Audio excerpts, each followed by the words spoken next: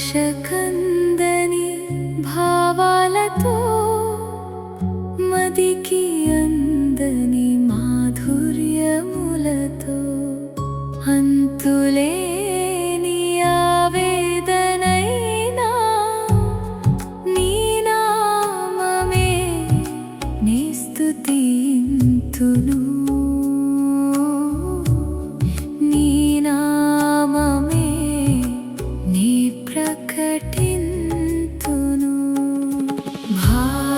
భాషకందని భావాలతో మదికి అందని మాధుర్యములతో అంతులేని ఆవేదనైనా నీ నామమే నే స్తుతింతును నీ నామమే నే ప్రకటింతును.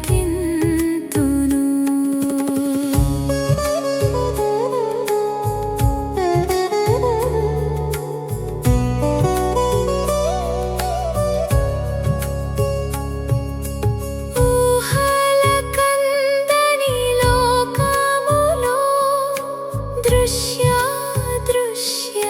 సృష్టంతటిలో ఎన్నదగిన వాడవు నీవే నాకై మరణించి లేచిన యేసయ్యా.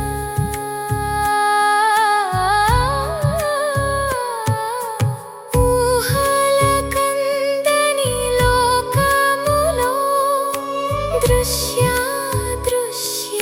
సృష్టంతటిలో ఎన్నదగిన వాడవు నీవే నాకై మరణించి లేచిన యేసయ్యా.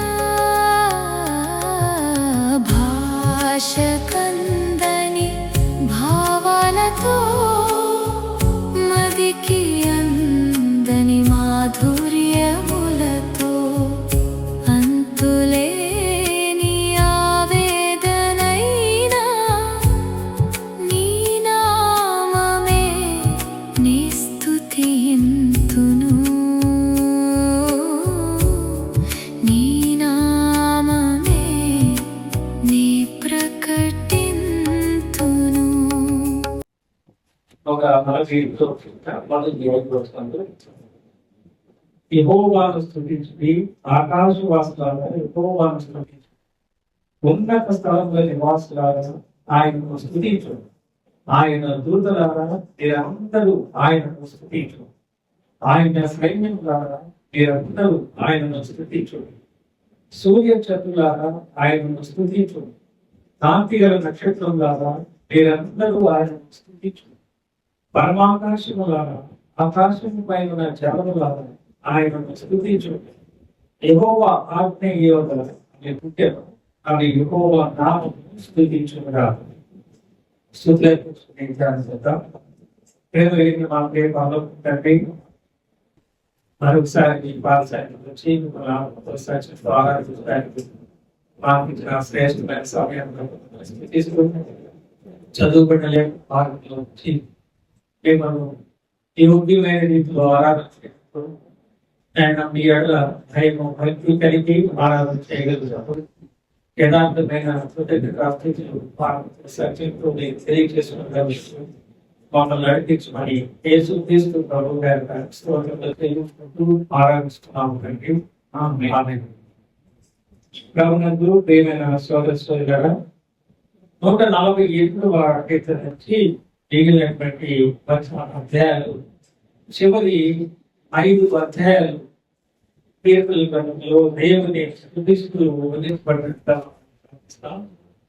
148వ కీర్తనలో మొదటి 5 వచనాలను మనం చూస్తే భక్తులైనటువంటి దావీదు దేవుని స్తుతించుడి అని ఎవరెవరికి చెబుతున్నారు అనేది మనం గమనిస్తే ఈ 5 వచనాల గురించినటువంటి విషయాలు మనం ఆలోచన చేసినప్పుడు ఎవరు దేవుని స్తుతించాల్సింది, ఎవరిని స్తుతించమని భక్తుడు కోరుకుంటున్నాడు అంటే ఆయన హృదయంలో దేవుని పట్ల సంపూర్ణమైనటువంటి కృతజ్ఞత ఉంది.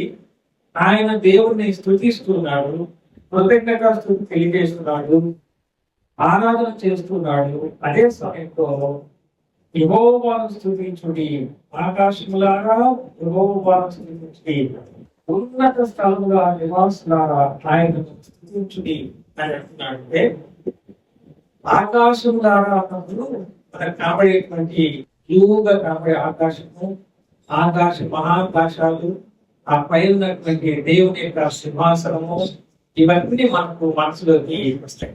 19వ కీర్తనలో 1వ వచనంలో ఆకాశము దేవుని మహిమను వివరించుచున్నవి, అంతరిక్షము ఆయన చేతి పనిని తెలియజేస్తున్నది అనేటువంటి మాటలు మనం చూస్తున్నాం.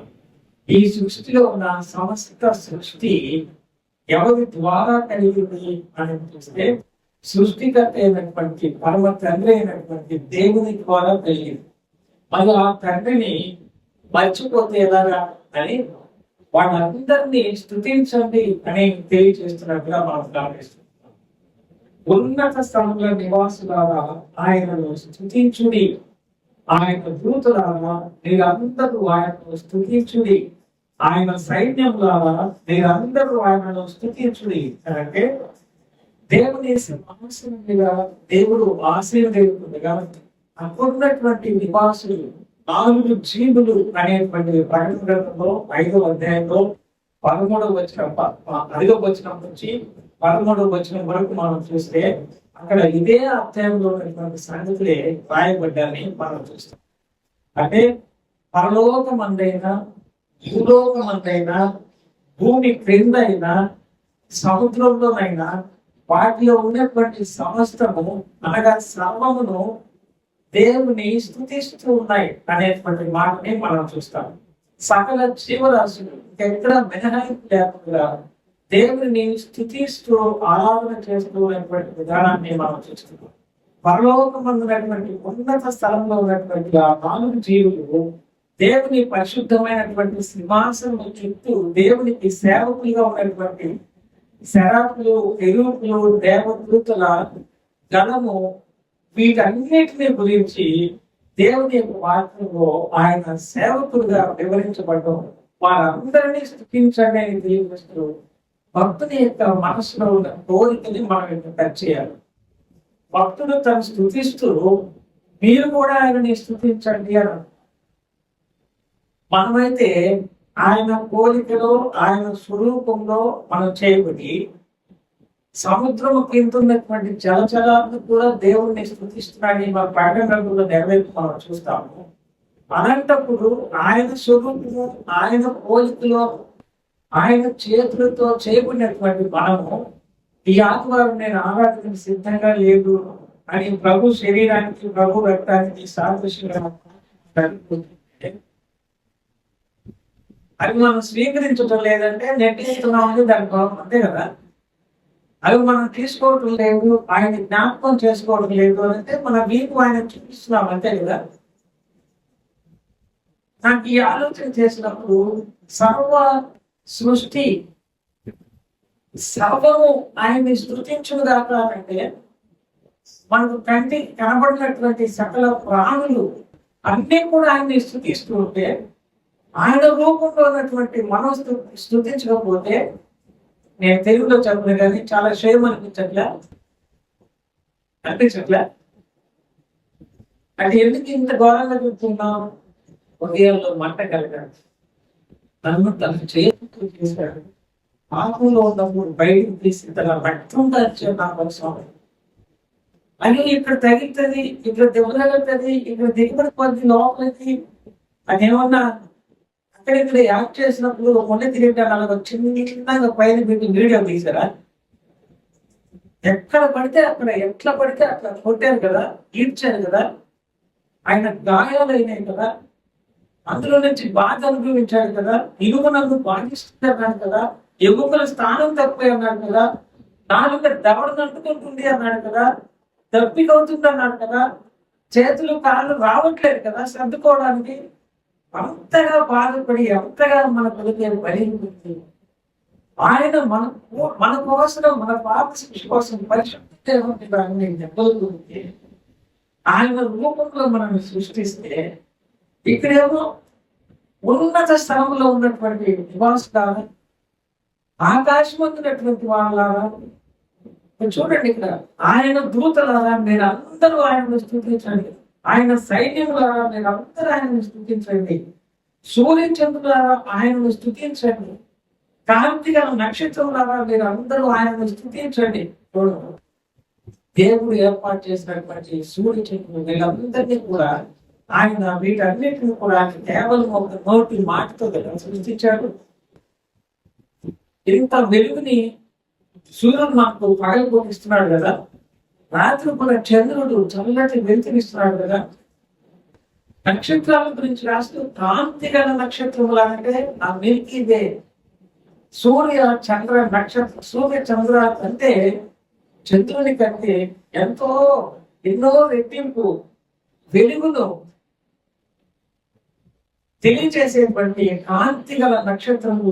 అంటే మన కంటికి కనబడినటువంటి నక్షత్రం కోట్ల నక్షత్రం ఎవరికి సాదృశ్యం ఉన్నాయి? ఆకాశంలో మెరుగు నక్షత్రం ఎవరుంటారు దాని మనం కదా. అదే ఆ నక్షత్రాలు దేవుడికి స్థితించాలని అంటా ఉంటే మనకు బుద్ధి జ్ఞానం ఇచ్చి ఆయన రూపాన్ని ఇచ్చి తెలివితేటలు ఇచ్చి బట్టలు వేసుకోండి, శుభ్రంగా ఉండండి, మంచిగా ఉండండి, మనసాక్షి ఇచ్చారు ఇంకా ఆయన చెప్తా ఉంటే మనం కదా నక్షత్రాలు మనం ఆయన్ని ఆరాధన చేయవద్దా, ఆయన్ని స్థితించవద్దా? ఇప్పుడు ముఖం మార్చుకొని విడిచిపెట్టడానికి వీల్లేనటువంటి పాపాలతోటి అపరాధాలతోటి ఆరాధన చేసే జీవితంతో ఈ ఆదివారం నేను సిద్ధపడలేదు, ఈ ఆదివారం నేను ఆరాధన చేయను అనే పాత్రను అలాగా నెట్టేద్దామా? అది పుచ్చుకొని ప్రతి వారికి అందించాలి అని అంటే గౌరవంతో స్వీకరించి ఆయన శరీరంలో ఆయన రక్తంలో పాలు పొందితేనే మీకు నాకు పాలు, లేకపోతే పాలు లేదన్నాడు ఆయన. మరి మనకి ఇప్పుడు మనం పాలు పొందిద్దాం. అలాంటి ఉన్నవాళ్ళు నిత్య జీవం కలిగిన వాళ్ళని దేవుని వాటిలో మనం చూస్తాం కదా. కాబట్టి ఆ నక్షత్రం కాంతి గల నక్షత్రం పరమాకాశంలో ఆకాశంపై ఉన్న జలముల ఆయనను స్తుతించుడి. పరమాకాశములంటే మూడు ఆకాశాల పైన సింహాసనాసీనుడైనటువంటి దేవుని స్థానంలో ఉన్నటువంటి పరిస్థితుల్లో కూడా భక్తులు తెలియజేస్తున్నారు. ఆకాశం పైన ఉన్న జలముల ఆయన. ఇప్పుడు మనకు వర్షం పడుతుంది అయినా కూడా మనం రావడానికి బెసిక్ పట్టించాడు దేవుడు. ఎక్కడి నుంచి వస్తున్నాయి నీళ్లు? భూమి కింద నుంచి వస్తున్నాయా వర్షం? ఏంటి విచిత్రం? ఆకాశం పైన ఉన్నటువంటి జలములారా మీరు కూడా ఆయన్ని ఆకాశం పంపిస్తే, ఆ ఆకాశం జలాన్ని కనుక కురిపిస్తే ఎవరైనా ఉండగలమా భూమి మీద? అవి అవసరమైనప్పుడే ఆ వర్షాన్ని అందించేటట్టు ఆయన డిజైన్ చేసి పెట్టారు. వాటిని కూడా దేవుని స్తుతించండి అని చెబుతున్నట్టు వాటిలో ఆలోచిస్తాం. యెహోవా ఆజ్ఞయ్యగా అవి పుట్టెను, అవి యెహోవా నామమును స్తుతించునుగా అనేటువంటి లేఖనాన్ని ఇక్కడ మనం చూస్తాము. ప్రకటన గ్రంథంలో 5వ అధ్యాయంలో 13వ వచనం ఇక్కడ చూడండి. అంటే ఎన్ని మనకు అవసరం లేదు సమయం బట్టి. అంతటా పరలోకమందును భూలోకమందును భూమి క్రిందను సముద్రంలో ఉన్న ప్రతి సృష్టము అనగా వాటిలో ఉన్న సర్వమును సింహాసనాసీనుడైన వారికి గొర్రెపిల్లలను స్తోత్రమును ఘనతయు మహిమయు ప్రభావమును యుగ యుగములు కలుగుతామని చెప్పుట, వీటిని ఆ 4 జీవులు ఆమేన్ అని చెప్పగా ఆ పెద్దలు సాగిలపడి నమస్కారము చేశారు. 4 జీవులు పరలోకమందున ఆసీనుడైనటువంటి పరమ తండ్రి అయినటువంటి దేవుని ఆ పరలోకంలో ఉన్న ఇంతవరకు మనం చెప్పుకున్న వీటన్నిటికీ ప్రతినిధులుగా ఆమేన్ అని అవునుగా చెప్పడం. ఆ 20 నలుగురు ప్రపంచంలో ఉన్న అన్ని స్థానిక సంఘాలకు ప్రతినిధులుగా ఉండి అవునుగాక ఆమేన్ అని చెప్పడం దేవుణ్ణి ఆరాధన చేయడం ఎంత సంపూర్ణత మనం ఆ లేఖన భాగంలో చూస్తున్నాము. మన జీవితంలో అన్ని సృష్టిలో ఉన్నవి అన్ని కూడా దేవుని స్తుతిస్తున్నట్టుగా మనము మాత్రము ఆరాధనలో సిద్ధపాటు కాలేదు, సిద్ధంగా లేదు అని మాత్రమే చూసి దయచేసి అందుకని మొదటి మనం ఏం చూస్తాం, ప్రభు శరీరం అని, ప్రభు రక్తమని వివేచించి హృదయాలను పరీక్ష చేసుకొని అందులో పాలు పొందండి అని ఉందా, పరీక్ష చేసుకొని వదిలేయండి అని ఉందా? పరీక్ష చేసుకొని పరిశుద్ధమైనటువంటి ఆత్మతో, సత్యంతో, యథార్థమైన హృదయంతో, మనస్సుతో మనము ఆరాధన, అలాగా ఆరాధన చేసినట్టే జీవం కలిగిన దేవునికి అంగీకారయోగ్యమైనటువంటి ఆరాధనగా భూలోకంలో దేనికి కూడా రకరకాలైనటువంటి పరిస్థితులు ఉన్నాయి, కానీ మనిషి చూపుకి మాత్రం తృప్తి అనేది లేదు అని బైబిల్ నేను చదవలేదంటే ఈ లోకంలో నేత్రాశ, శరీరాశ, జీవము, దమ్మము అనేది ఎన్నటికి కూడా తృప్తి పరచలేవు మనుషులు.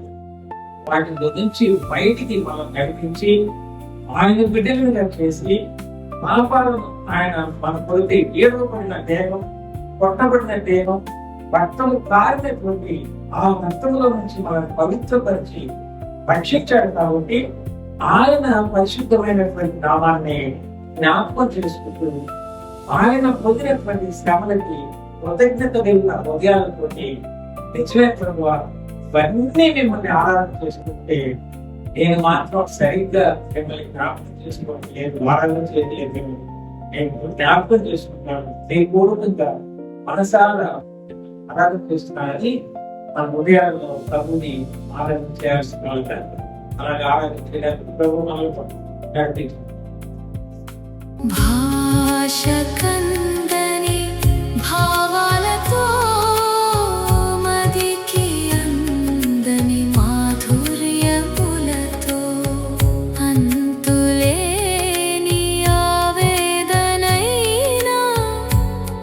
నీ నామమే నీ స్తుతింతును, నీ నామమే నీ ప్రకటింతును.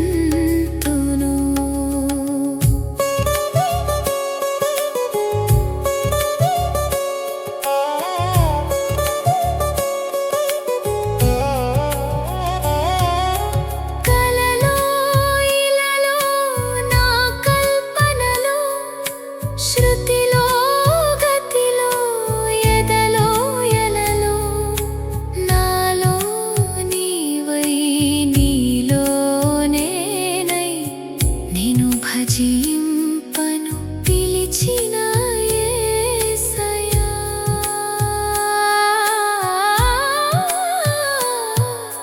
కలలో ఇలలో నా కల్పనలో, శృతిలో గతిలో ఎదలో ఎలలో నాలో నీవై నీలో నేనై నిన్ను భజింపను పిలిచిన యేసయ్యా.